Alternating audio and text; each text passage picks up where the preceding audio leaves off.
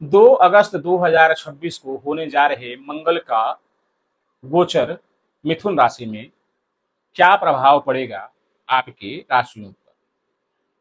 मेष से लेकर के तुला राशि तक का वीडियो हमने रिलीज कर दिया है। जैसे कि मेष वृषभ मिथुन एक वीडियो में, कर्क सिंह कन्या दूसरे में, तुला वृश्चिक धनु तीसरे वीडियो में हमने अपडेट कर दिया है।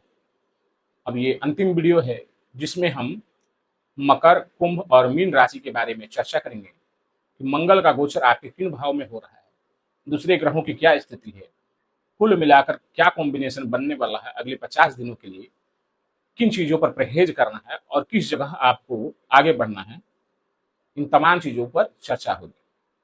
अगर आपकी राशि पिछली राशि है धनु से पहले, आप उन वीडियो को देख सकते हैं, वरना आप इस वीडियो में बने रह सकते हैं। अभी चर्चा करेंगे मकर राशि की। मकर राशि के जातकों के लिए मंगल का ये गोचर उनके षष्ठ भाव में होने वाला है। मंगल आपकी पत्रिका में चौथे भाव के स्वामी है और 12वें घर का स्वामी है। तो 12वें घर का स्वामी का संबंध छठे घर में बन रहा है, तो विपरीत राजयोग बन रहा है, बहुत अच्छा है आपके लिए। लेकिन वहीं पर चौथे घर के भी स्वामी, छठा भाव है क्या, तो छठा भाव शत्रुओं का है, छठा भाव कर्जे का है, छठा भाव बीमारियों का है।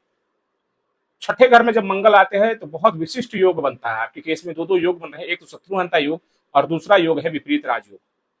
ये दोनों ही योग बहुत प्रसिद्ध हैं। लेकिन वहीं पर आपको ध्यान ये भी रखना होगा कि ये चौथे भाव के स्वामी है मंगल, जो कि षष्ठ भाव में जा रहे हैं। तो खास करके माता का सेहत का विशेष आपको ध्यान रखना है। अगर भूमि, मकान, वाहन परचेज करना चाहते हैं और उसके लिए किसी प्रकार का लोन लेना चाहते हैं, यही सही समय है। आप इनिशिएट कीजिए, सारी व्यवस्थाएं खुद ब खुद मंगल यहाँ पर कर देंगे। आपके पत्रिका में राहु दूसरे भाव में गोचर कर रहे हैं, जो कि धन संचयन की और धन अर्जन करने की एक विशेष लालसा आपके भीतर में उत्पन्न कर रहे हैं। लग्न के स्वामी वक्री होकर के आपके तीसरे स्थान पर गोचर कर रहे हैं। मंगल बुध जो है वो षष्ठ भाव में गोचर कर रहे हैं। गुरु और सूर्य सातवें घर पर गोचर कर रहे हैं, जिनसे उनकी दृष्टि लग्न पर जा रही है गुरु, ये विशेष है। वहीं पर केतु आपके अष्टम भाव में और शुक्र जो है वो भाग्य भाव में गोचर कर रहे हैं। कुल मिलाकर के ये समय आपके लिए बहुत विशेष और खास रहने वाला है। यहाँ पर केवल ध्यान ये रखना है कि आपको क्या करना है, इसके लिए आपको प्लानिंग करना होगा, डिसीजंस करने होंगे, क्योंकि यहाँ पर कुछ चीजें ऐसी हैं जिसे आपको थोड़े से प्रॉब्लम्स मिलते दिख रहे हैं, जहां पर खास करके मेंटली कहूं तो एग्जॉस्ट वाली स्थिति बनेगी। वहीं पर कुछ ऐसे योग निर्मित हो रहे हैं जो कि आपके लिए, आपके लंबे समय से अटके पड़े कामों के लिए, खास करके वैसे चीज, अगर मान के चलिए आप कोर्ट कचहरी के मैटर में पहले से उलझे हुए, 12वें घर के स्वामी है मंगल आके छठे घर में बैठ गए, तो कोर्ट कचहरी का मैटर, छठा घर प्रतियोगिता का, शत्रुहंता योग बन रहा है। ये समय बहुत अच्छा है उन मैटर पे विजय प्राप्त करने का। कोई कर्ज दे रखा है किसी को, ये समय अच्छा है पैसे के वसूली का। कुछ कर्ज लेना चाहते हैं, ये समय अच्छा है कुछ कर्ज लेने का। ध्यान कहाँ देना है, केवल माता के सेहत।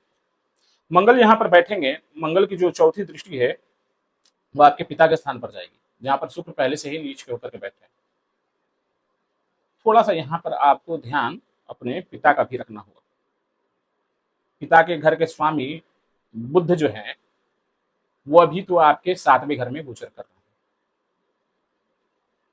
हैं, जो माफी चाहूंगा छठे घर में गोचर कर रहे हैं, लेकिन अब 5 अगस्त को वो आपके सातवें घर में आ जाएंगे। तो 5 अगस्त तक थोड़ा सा आपको 2 से लेकर के 5 अगस्त तक विशेष ध्यान रखना है। खास करके अगर आपके परिवार में कोई भी ब्लड से रिलेटेड अगर कोई प्रॉब्लम है, डायबिटीज के पेशेंट है, बीपी के पेशेंट है, और खास करके अगर किडनी से संबंधित किसी को समस्या है, तो आपको विशेष ध्यान रखना है। कुल मिलाकर के 80% ये गोचर आपके लिए फ्रूटफुल रहने वाला है, अच्छा रिजल्ट लेकर के आने वाला है। थोड़ा सा सही है, थोड़ा सा बैलेंस अगर आप बना करके चलते हैं तो आपके लिए ये बहुत अच्छा है। और यकीन मानिए अच्छा हो भी क्यों ना, क्योंकि गुरु की दृष्टि लग्न पर पड़ रही है, गुरु की दृष्टि लाभ भाव पर है, गुरु की दृष्टि आपके पराक्रम भाव पे है। तो यकीन मानिए ये समय आपके लिए कुछ है। तो जो काम अभी तक रुक रहे थे उस काम को पूरा करने का समय है। उपाय क्या कर सकते हैं आप, सुंदर कांड का नित्य रूप से पाठ करिए और दशरथ की शनि स्त्रोत्र का पाठ करें, आपके लिए लाभप्रद रहेगा। अगली राशि की तरफ बढ़ते हैं जो कि है कुंभ राशि। कुंभ राशि में मंगल देव का जो गोचर है वो पंचम स्थान पर होने वाला है। मंगल आपके पत्रिका में कैरियर स्थान के स्वामी है और साथ में तीसरे भाव का स्वामी है। पंचम भाव से संबंध बना रहे हैं। पंचम भाव संतान का है, पंचम भाव विद्या का है, पंचम भाव आपकी बुद्धिमत्ता का है, पंचम भाव आपके प्रेम प्रसंग का भी है। तो मंगल का ये गोचर थोड़ा विशेष आपके लिए है, खास करके वैसे लोगों के लिए जो रिलेशनशिप में है, उनके लिए ये गोचर बहुत विशेष रहने वाला है, क्योंकि थोड़ी सी मिसअंडरस्टैंडिंग और यहाँ पर ब्रेकअप। मंगल क्रोध के कारक है। यहाँ पर बैठे मंगल आपके भीतर इतनी उग्रता बढ़ा देंगे कि जो बात नॉर्मल हो उसे भी आप अपने ऊपर कटाक्ष के तौर पर ले लें, जिससे कि सामने वाले की फजीहत कर दें। आप बचना होगा इससे। पंचम भाव आपके उदर का है, पेट का है। मिर्च मसाले वाले भोजन से आपको कुछ दिनों के लिए परहेज करना होगा, 50 दिन। पंचम भाव अगर पत्रिका महिला की है तो ये गर्भ का भी है। अगर आप गर्भवती हैं तो आपको विशेष ध्यान रखना है। भारी वजन आपको बिल्कुल नहीं उठाना है, और खास करके गोपाल कवच का पाठ करना है, सुंदरकांड का पाठ करना है। पंचम भाव संतान का भी, संतान को लेकर के थोड़ा विशेष सचेत रहें, खास करके वैसे संतान जिनकी आयु 14 वर्ष से लेकर के 20 वर्ष के बीच में है या 24 वर्ष के बीच में। क्यों? क्योंकि वाहन चलाने का बहुत शौक होता है, उग्रता बहुत जल्दी आ जाएगी, तेज जोश बहुत तीव्र हो जाता है, तो थोड़ा सा ध्यान रखना होगा। गाड़ी की चाबी जो है छिपा करके रखें अभी 1 महीने के लिए कम से कम। बुध यहाँ पर मौजूद है 5 अगस्त तक, यहाँ तक के लिए ठीक है। उसके बाद आपको विशेष ध्यान रखना है। लग्न में राहु बैठे हैं, जिनकी राहु की दृष्टि आपके पंचम भाव पर जा रही है, तो राहु मंगल का योग निर्मित हो गया। थोड़ी सी एक हाइप बन जाती है, दोस्त मिल जाएंगे, कहेंगे करो ना, हम हैं, कुछ नहीं होता, थ्रिल मिलेगा। संभाल कर रखना होगा आपको, खुद को भी संभाल करके रखना होगा।